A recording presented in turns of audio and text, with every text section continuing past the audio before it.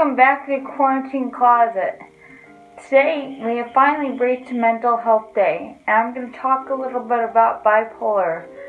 I'm sorry I don't have a fancy logo, but I haven't been to Connecticut in a while, and my cousin Maggie does this. I'm going to talk a little bit about my disorder. I don't consider it a disease because it's a lifestyle that I've had to deal with for many years. So I was diagnosed in 2008. Of course, you go through periods of confusion.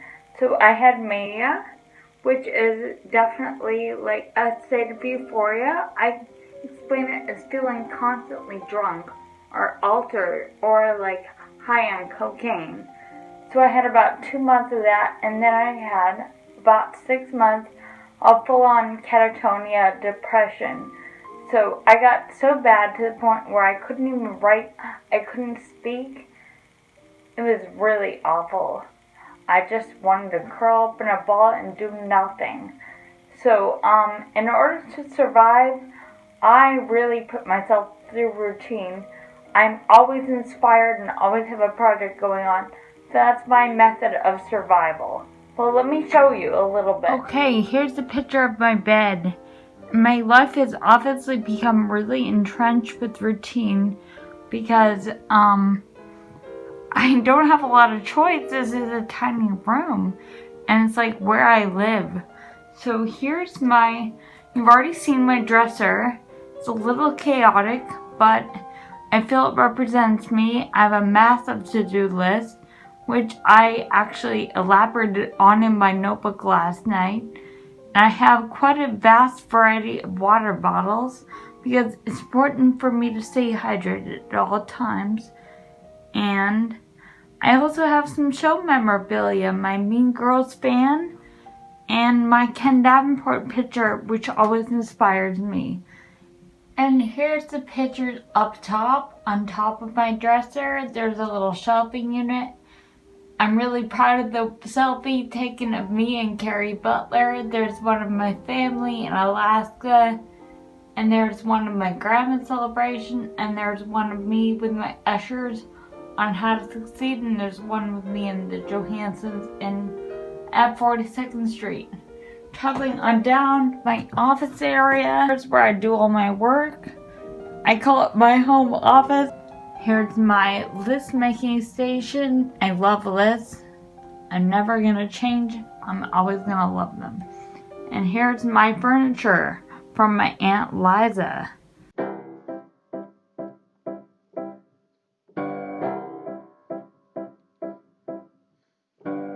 When you need a statement, what better way to brighten the day? Go to Quarantine Closet. Dreams not delayed and come out to play. Quarantine Closet. So looking in the closet today, I know what I'm gonna wear. It's a very fun scarf / poncho item. It's more like a vest. It's not really a poncho, but without it you'll see a very simple outfit, and with it gets very complicated. It's very cute. Okay, I'm really trying to improvise here. You may notice a large piece of cardstock behind me propped up on a music stand. That's to block the light, not because my kitchen is so messy that it was off limit. As you can see, I'm wearing this nice cover up. I don't know what it is, but it's really cute and it's very lightweight, but without it, this outfit would be very boring and Fosse-ish and kind of represents depression. This represents mania.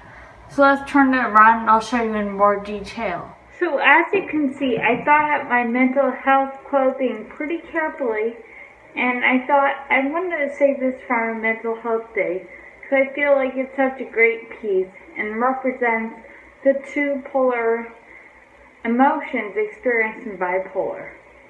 So this would be depression with it off and darkness, and let me just tell you, during depression I get so low, and when I'm so depressed I don't feel like I'm worthy of looking nice. So I don't wear makeup and I don't wear nice clothes. I just wear whatever's like lying around. And that's usually leggings and a t-shirt. So I don't feel like I have any value. When I'm manic, on the other hand, I wear pretty wild colors, and I love this shirt. I would wear it when I'm not manic, but I would definitely wear it when I was manic, and you're kind of full of energy and all over the place. It's like this great feeling, but you can't keep up with it. So, like, eventually, during my first bout of mania, I just crashed and I lost 10 pounds. Because I was just talking incessantly at the cafeteria and not eating. It was just a mess. And you just reach that point where you're like, this is not sustainable. And then you inevitably fall into a depression. And oftentimes it's caused by medication. People are concerned about you, put you in a hospital, and they give you medication, which ultimately makes you crash. And that's what happened to me the first time. The second time, it just sort of happened because my location changed. I went from New York to Fairbanks, Alaska, and I was really unhappy and wasn't really doing anything. So that's about mania and depression. So I'm wearing just pants from Lululemon. Once again, wearing this top from my Aunt Pat. I have these earrings that I think I got in Fairbanks, Alaska. I really like them and they're colorful. So I thought they'd go perfectly with the outfit.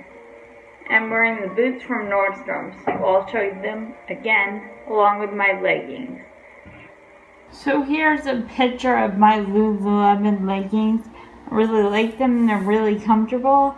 With this light, they almost look purple, but they're black. And I have the boots from Nordstrom's that I absolutely love, that go with everything. And today I do have my counseling appointment on the phone with my therapist, and I do have group counseling. So let me just tell you, mental health is something that never is over. You're always working on yourself or keeping that maintenance going on. So I just want to stress that I'm always working on myself, and I have to get 8 hours of sleep every night or more.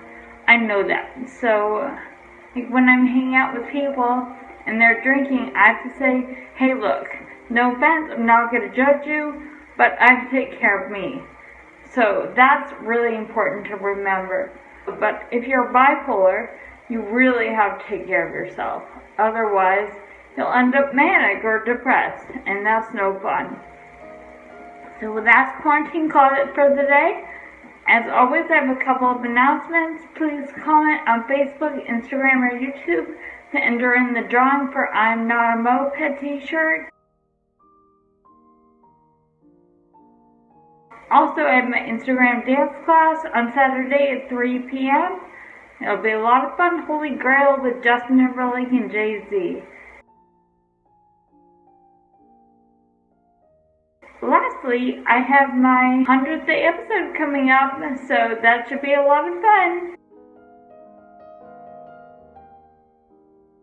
Beautiful girls from Singing in the Rain, an interview with me and some other girl, and also an acapella version of Quarantine Closet. That's going to be so much fun.